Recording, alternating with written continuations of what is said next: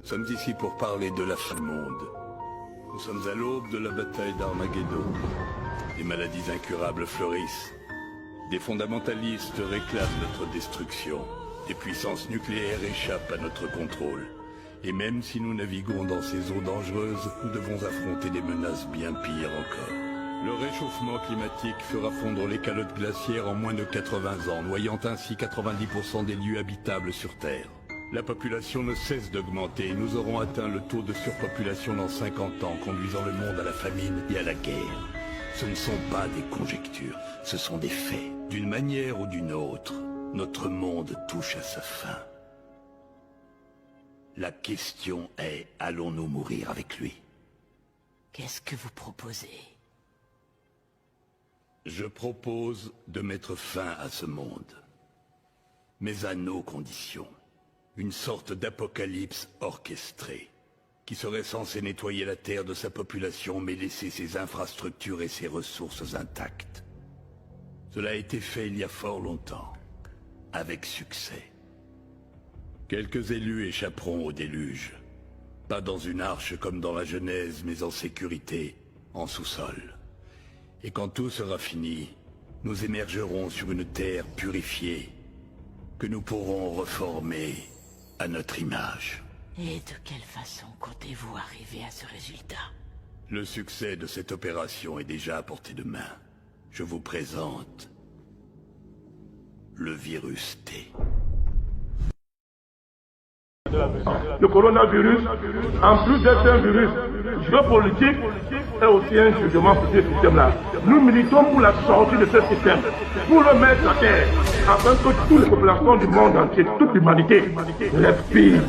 Il est temps que l'humanité se ressaisisse et qu'un nouveau système émerge, basé sur la crainte du vrai Dieu, celui-là, qui lui a créé une nature, qui n'a pas vocation à détruire l'être humain, qui lui a créé une nature qui se régule et s'équilibre normalement, et ne crée pas des monstres comme coronavirus qui détruisent l'humanité.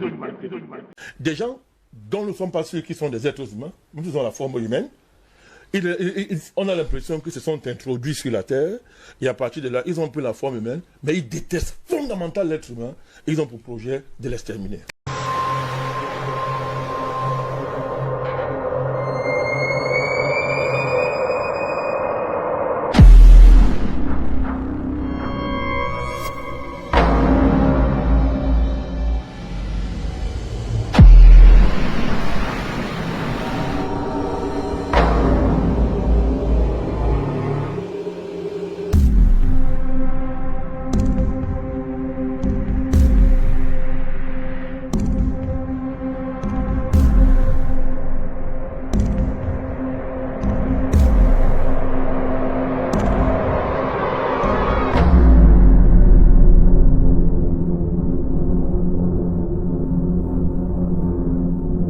Je crois que notre génération doit savoir que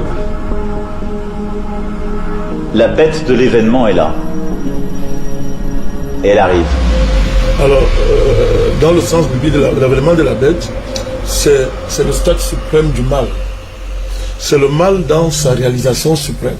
C'est l'abomination qui, pour résumer, est la consécration extrême, n'est-ce pas, de la rébellion, qui a pour symbole Satan, et cette rébellion va se manifester totalement sur la terre, par la domination totale de la postérité de Satan, que nous appelons en ce temps-ci les Illuminatis, parce que nous parlons d'un évident dans les noms, les Illuminatis. Il s'agit de l'extermination de l'espèce humaine, du génocide universel, c'est-à-dire que tout être humain qui est né d'homme et de femme doit disparaître. Mais ce que les gens ne savent, c'est que les gens ne savent même pas. Quand on dit qu'ils vont disparaître, ils pensent que ça va être seulement facile comme ça, à l'aide, avec un vaccin comme ça, tu meurs simplement. C'est faux. Ça sera atroce. Et pour voir à quoi ça ressemble, nous avons été parmi ceux qui avons mis sur la place publique africaine le sort d'une dame qu'on appelle Aïssatou Thiam. C'est une Sénégalaise. Oui. Cette vidéo est adressée exclusivement à M. Emmanuel Macron, président de la République française. Monsieur le Président, Je m'appelle Aïcha Aïssatou Thiam, j'ai 60 ans. Je suis sénégalaise et je suis de la diaspora. J'ai 2 enfants, un enfant de père français blanc et une fille de père sénégalais. Et cette femme-là dit ce qu'elle a vécu. L'armée française a pris cette femme comme cobaye, c'est-à-dire l'état profond français. Évidemment, manipulé et dominé par les illuminatistes toujours. J'ai vécu normalement, comme tout un chacun, sans me douter qu'une chose aussi horrible pouvait exister dans ce monde. Une puce électronique a une antenne et est reliée aux ordinateurs des militaires ou des services secrets français qui activent cette puce électronique à l'aide d'ondes électromagnétiques. Après cette femme comme cobaye, on lui a injecté le vaccin à son issue. Elle allait à l'hôpital, je crois, c'était à Lyon ou à Montpellier, quelque chose comme ça. Mais sa vie, mon cher gosse, est devenue un enfer. À cause de ça, on l'a, pour que leur expérimentation aboutisse, les militaires français sont allés jusqu'à détruire sa famille, tuer son mari, attaquer ses parents, ses filles. On mis le fait que cette dame, elle n'arrivait pas à dormir. Pas le sommeil, c'est-à-dire que vous pouvez imaginer, vous vivez, vous n'avez pas à dormir, comme elle dit elle-même, elle va aux toilettes, on la surveille, elle fait l'amour avec son mari, on la surveille, elle dit, sa vie était un enfer. Cette femme-là, je peux vous amener la vidéo ici, comprenez. À l'époque, quand j'ai mis ça, quand nous avons décidé de prendre ce problème en charge, les gens ont cru qu'on racontait des histoires. Mais il y a des Africains qui sont allés chercher et ils ont retrouvé cette dame, elle est là, elle vit. Le rôle de la puce électronique que j'ai dans le corps et, entre autres, de m'empêcher de dormir. Vos militaires ont mon sommeil en main. Je dois dormir que quand ils le désirent. En 2007, vos militaires avaient décidé de sortir de l'ombre et de me montrer que j'étais un individu ciblé, un cobaye humain qui avait une puce électronique dans le corps et que mon sommeil ne m'appartenait plus. Mon sommeil leur appartenait. Comme dans une guerre, vos militaires venaient de conquérir un nouveau territoire avec mon sommeil.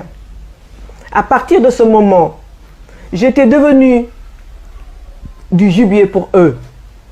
Ils étaient les chasseurs et j'étais leur petite proie.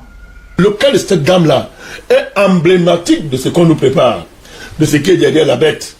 Septièmement, viol de son intimité et dépersonnalisation de la victime. C'est-à-dire que la victime est regardée quand elle fait l'amour, quand elle est aux toilettes, quand elle est sous sa douche, quand elle pleure, quand elle rit, etc. Parce que la Bible est claire.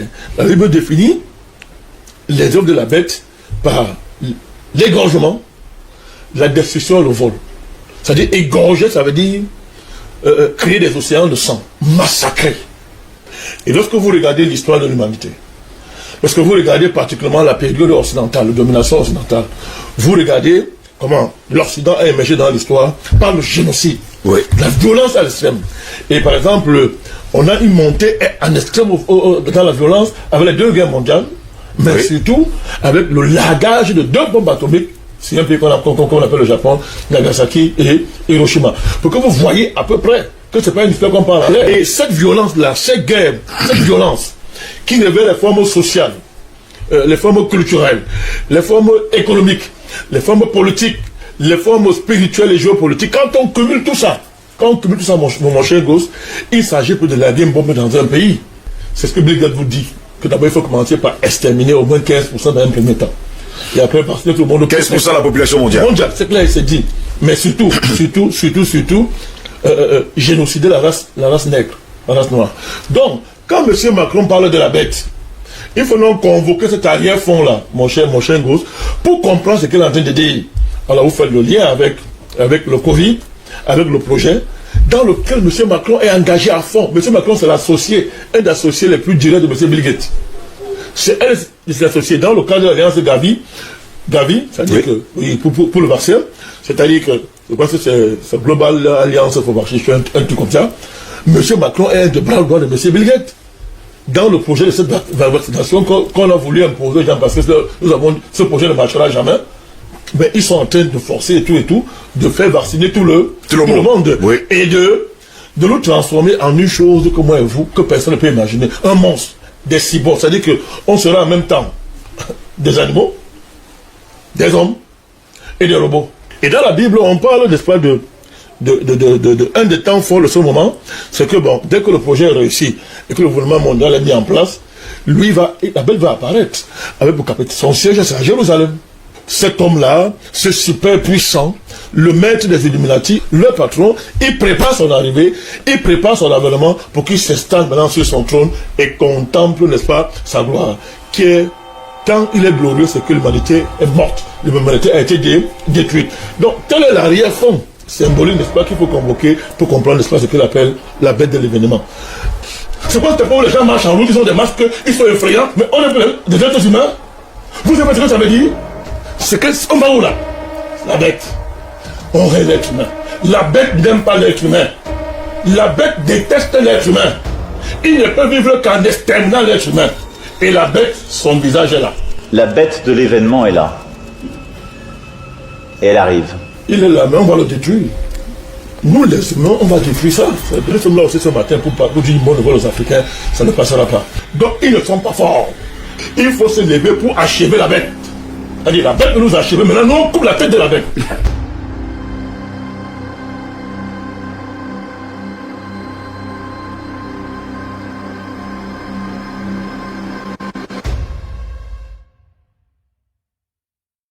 Nous sommes en guerre. C'est la déchéance totale. Nous battrons Macron. Il y a des moments où l'histoire s'impose à les peuples. Les Africains n'auront pas le choix. Parce que le sens de l'histoire, en ce début de siècle, 21e siècle, c'est que c'est l'Afrique qui doit conduire les destinées de l'humanité. Ce n'est pas un débat. C'est comme ça. Dans les livres sacrés, il est prévu comment les nations disparaissent lorsqu'ils élèvent les infamies, comme l'homosexualité, l'inceste, tout ça. Comment est-ce qu'ils finissent? Il est démontré que la nature se retourne contre eux. Eh bien, les armes nucléaires ne feront rien lorsque sonnera le tocsin de la colère de la nature contre des gens qui ont perdu leur âme et qui ont fondé leur survie sur la négation de l'humanité. Dieu vous frappera. Le Père de l'humanité va vous frapper parce que vous avez franchi la ligne rouge. Une émission pour mettre aussi forme de prière qu'on élève en direct à notre Père qui nous a créés. En tant que représentation de la figure de Dieu, l'humanité est sacrée. Les illuminatifs là, ce parti-là, ils ont touché Dieu. Ils ont franchi la ligne rouge. Ils seront détruits.